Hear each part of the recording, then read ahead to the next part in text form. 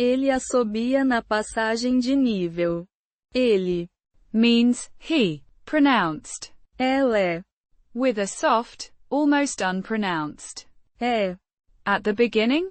It's a personal pronoun, representing the masculine singular third person. Assobia Means whistles, pronounced. assobia. With a clear A sound in the beginning and a stressed b sound. It's a verb in the third person singular present tense. na Means in or at. Pronounced. na. A simple preposition indicating location.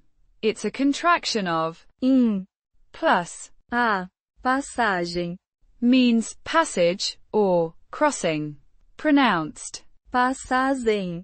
The G is a soft zh sound like in treasure. It's a noun. de Means of. Pronounced. da A simple preposition indicating possession or origin.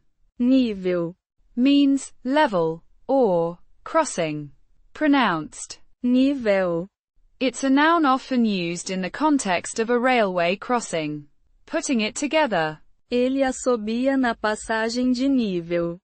Means he whistles at the level crossing, or he whistles at the railway crossing.